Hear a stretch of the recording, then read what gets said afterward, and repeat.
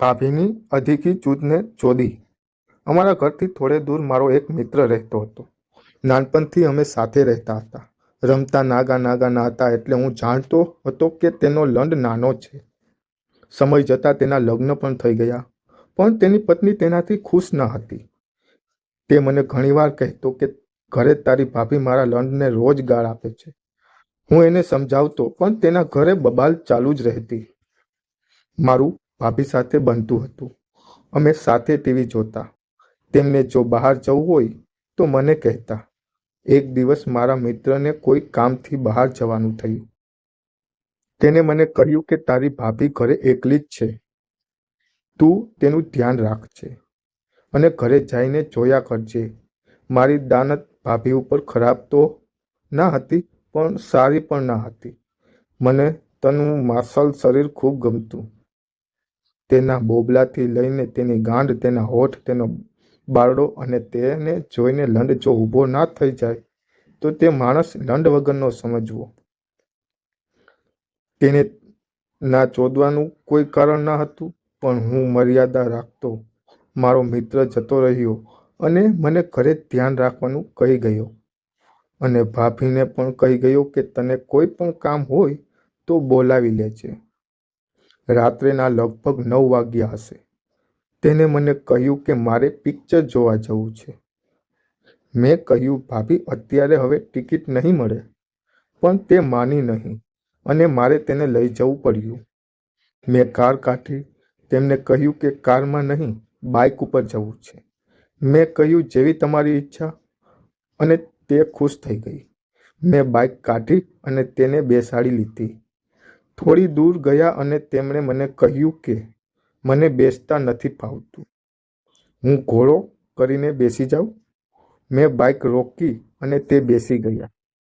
મેં અનુભવ્યું કે તે મને પછાડથી ચીમકીને બેસી હતી. તેના મોટા મોટા બોબલા મારા બરડાને ચોદતા હોય તેવું લાગ્યું, અને મારો લંડ ટાઈટ થઈ ગયો. મેં કંઈ બોલ્યો નહીં, અને તે તેનો ફાયદો ઉઠાવવા લાગ્યા. તે વધુ ને વધુ મારી નજીક આવવા લાગ્યા. તેવામાં થિયેટર આવી ગયું. મેં કહ્યું જોયું ને ભાભી, મેં કહ્યું હતું કે ટિકિટ નહીં મળે. તેમણે કહ્યું જવા દે, હવે આવેલ છે તો ચાલ ફરવા જઈએ. મેં કહ્યું અત્યારે ક્યાં જવું છે? તે કહેવા લાગી આટલી સુંદર છોકરી તારી પાસે બેઠી છે અને તું બાગિયા મારે છે, ચાલ હવે. અને મેં આમ જ ફરવા નીકળી પડ્યા. તે મારી નજીક આવીને બેઠી હતી. મારો લંડ તો મસ્તીમાં ઝૂમતો હતો. ત્યાં જ તેણે એનો હાથ મારા કમર ઉપર મૂકી દીધો અને તેના નખથી મને દબાવવા લાગી અને ચીસકી ભરવા લાગી. મેં પૂછ્યું શું થયું ભાભી? તે કહેવા લાગી કે કંઈ પણ બોલતો નહીં, તું ફક્ત ગાડી ચલાવ. હું ગાડી ચલાવવા લાગ્યો, પણ હું જાણી ગયો હતો કે ભાભી ગરમ થઈ ગઈ છે. તેણે તેનો હાથ મારા લંડ ઉપર મૂકી દીધો અને મારો ગરમ લંડને દબાવવા લાગી. મારી હાલત ખરાબ થઈ ગઈ હતી અને બોલી, તું અત્યારે જ ઘરે ચાલ. રસ્તામાં એ મારા લંડને દબાવવા લાગી અને તેના બોબલાને મારી છાતીથી દબાવવા લાગી. હું પણ મજા લેવા લાગ્યો. ત્યાં સુધી એ અને હું બંને સમજી ગયા કે આજે મારા લંડ અને તેની ચૂંટનું મિલન થવાનું છે. અમે એના ઘરે પહોંચી ગયા. એણે દરવાજો બંધ કરી લીધો અને મારા ઉપર તૂટી પડી. મને કિસ કરવા લાગી અને મારા કપડાં ઉતારવા લાગી. મેં પણ તેના મોટા મોટા બોબલાને દબાવવા લાગ્યો અને તેની બ્લાઉઝને ખોલવા લાગ્યો. એ એટલી હદે ગાંડી થઈ ગઈ હતી કે બસ તેણે મારો લંડની ચૂંટમાં જોઈતો હતો. મેં કહ્યું ભાભી ચોદવાની મજા લો, ઉતાવળ ના કરો.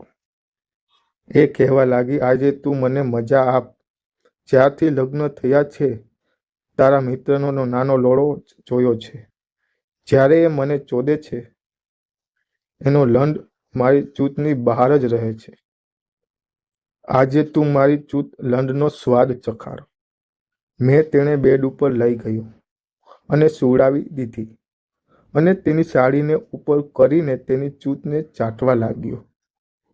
હું તેની ચૂંટની બાદામને ચાટવા લાગ્યો અને તેની ચૂંટ ઉપર મારી જીભ ફેરવવા લાગ્યો. એ તેના બોબલા જાતે જ દબાવવા હતી. 2 મિનિટ પણ ના થઈ હતી ને તેનું વીર્ય નીકળી ગયું. એણે કહ્યું, બસ કર, હવે મારી ચૂંટને તારી જીભની નહીં, તારા લંડની જરૂર છે. ઉપર આવી જા અને મારી ચૂંટમાં તારો મોટો લંડ ઘુસાડી દે. હું ઉપર ગયો અને તેની ચૂંટની ઉપર લંડ મૂકી દીધો અને એક જ ઝાટકામાં મારો લંડ તેની ચૂંટમાં ઘુસાડી દીધો અને તેના મોઢામાંથી ચીખ નીકળી ગઈ. ઉ આ અને હું તેને ચોદવા લાગ્યો. તેનું વીર્ય પાછું નીકળી ગયું. તેને હવે શાંતિ મળવા લાગી. મેં કહ્યું, ભાભી, હવે મારું વીર્ય નીકળવાની તૈયારી છે. ક્યાં ખાલું મારા માલને? તે કહેવા લાગી, મારી ચૂંટમાં જ નાખી દે. મારી ચૂંટ તરસી છે અને મેં તરત જ તેની ચૂંટને મારા વીર્યનો સ્વાદ ચખાડી દીધો અને એ શાંત થઈ ગઈ. મારા ઉપર સૂઈ ગઈ અને અમે પછી જ્યારે મોકો મળતો ચોદકામ કરી લેતા.